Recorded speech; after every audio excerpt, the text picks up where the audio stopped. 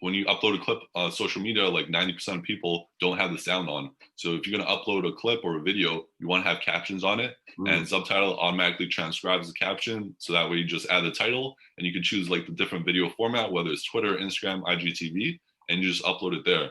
So I think really just giving people like a sample of your podcast, give them a clip. And if they like it, then maybe they'll go check out the full podcast. So that's been a great strategy. This Audience Summit is brought to you in partnership with Podcast Notes, the best ideas from the world's best podcasts in minutes. Hey, Alex, welcome to the Grow Your Podcast Audience Summit brought to you by the Lewis and Kyle Show. We're excited to have you on as a contributor. Yeah, thank you guys so much for having me. Happy to talk about podcasting today. Yeah, absolutely. Real quick for the audience, could you introduce yourself personally just a little bit, provide some background there, tell us about your show, the when and why you started it, and what your mission is with it? Sure thing. So hi, everyone. My name is Alex Wachowski, but most people probably know me better as Alex in Books. And I'm the host of the podcast, The Reader's Journey, which is a podcast where I go on a journey to find amazing authors of brilliant books and learn valuable lessons along the way. And it really just comes down to interviewing authors that I love, talking about their books, and trying to share and pull out the most important lessons from those books to help people improve their lives and just become better people overall. That's great. Thank you for sharing that context. First question for you. What has been the most effective marketing channel for growing your audience for the podcast, and how have you used it? Yeah, it's definitely been my existing social media audience, because I see a lot of podcasters, they think if they build it, people will just come. But with podcasting, really the only way to the best way to market it is usually just like word of mouth and like people talking about your podcast to other people. And that's like a really slow process. And what I've done, actually, it took me like 3.5 years to build like the social media audience on Twitter and Instagram and all these other platforms. But then once I did build my podcast, I could just ask my audience to come over and check out my podcast. So I feel like that's probably one of the best marketing channels to use, to kind of build an existing audience on social media and then ask them to come to your podcast, instead of like building a podcast and then asking, just strangers or people that don't know you to check out your podcast.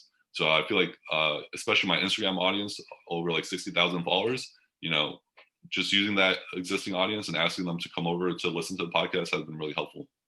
Yeah, absolutely. And I think podcasting is an interesting like art form or medium, because there's a lot of friction between these different platforms and listening to a podcast. Like scrolling on Instagram and then going to a podcast player is sort of like not a natural like click, click, click. So transferring your audience to those podcast players, I think, is more important and more difficult than Lewis and I had thought originally. But so the second question for you and for everybody that's participating is, what are some underrated tactics that you've used to attract listeners to your show? Yeah, that's a good question. And I draw like advice from Gary Vee, and he always talks about like recycling and reformatting your content. So like every podcast I record, not only does it go in my podcast player, but I also upload it to YouTube, which basically like you already created the content.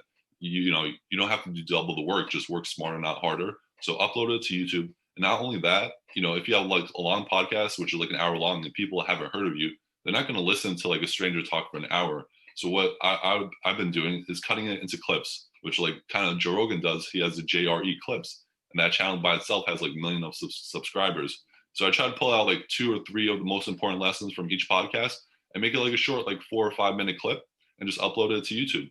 And similar, there's a cool app called Subtitle, which kind of transcribes the audio. And, because when you upload a clip on social media, like 90% of people don't have the sound on. So if you're going to upload a clip or a video, you want to have captions on it. And Subtitle automatically transcribes the caption. So that way you just add the title and you can choose like the different video format, whether it's Twitter, Instagram, IGTV, and you just upload it there. So I think really just giving people like a sample of your podcast, give them a clip. And if they like it, then maybe they'll go check out the full podcast. So that's been a great strategy.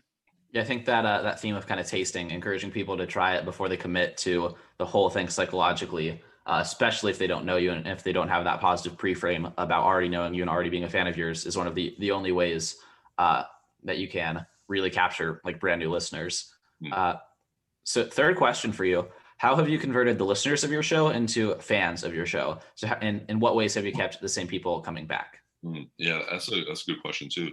I'd say probably you want to have like a consistent publishing schedule. And this is like a mistake I did in the beginning. I published like 3 in the beginning, then I maybe 1, then I took 2 weeks off. And you kind of want to have a consistent schedule, whether it's like once a week, once a day, once every 2 weeks, just so that you make podcasting into a habit for them. So they know, like for my podcast is like every Tuesday, every 2 weeks, they have a podcast come out in the morning. So that way they know they expect it coming, and it kind of becomes like a habit for them. And then secondly, is really just be like genuine and thankful for when people listen to your podcast. Like whenever someone like DMs me or sends me email like, hey, I really love this episode, or they, just comment on social media, I'm like, thank you so much for listening. Like that's amazing that you took the time out of your day to, listen to an hour-long podcast. And that means a lot to me. And like the least you could do as a podcaster is just say like simple thank you for, checking out the show. And I think like those two things are just like simple but effective strategy. Yeah, absolutely.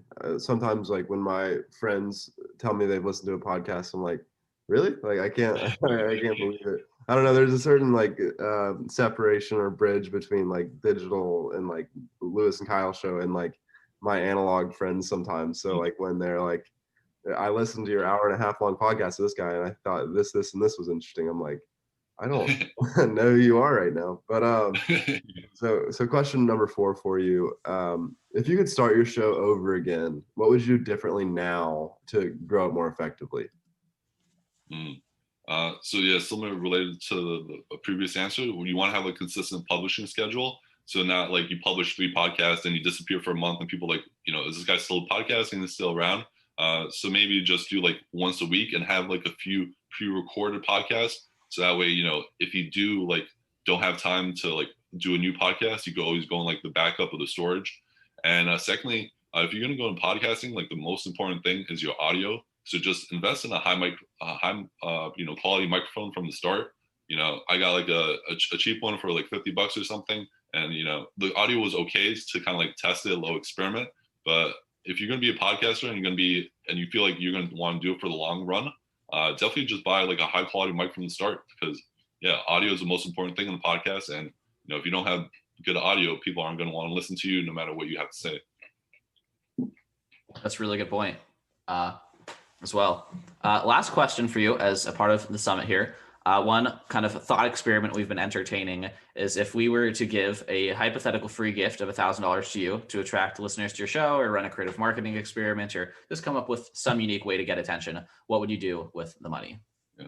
I definitely go where the podcasting audience already exists, which is other podcasts. So I would look for similar podcasters in my niche and I would advertise on their show. And I think this would work really well for 2 reasons. One, they'd probably be small podcasters, so they'll be happy to get like any amount of money.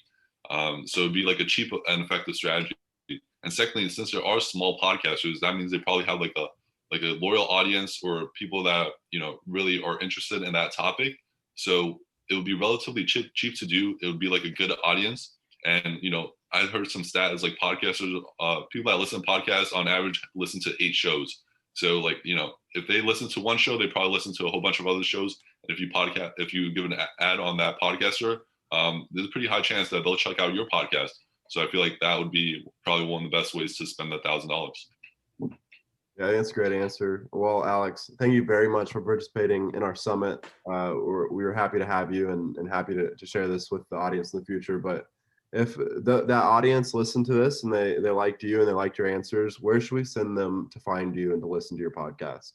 Sure thing. So the podcast is called The Reader's Journey with Alex and Books. You can find it on all different kinds of podcasting platforms. And then on Instagram, I'm on just search for Alex and Books. And I also have my website, alexandbooks.com, where I also share all the show notes and links to all the videos. And you can just alexandbooks.com.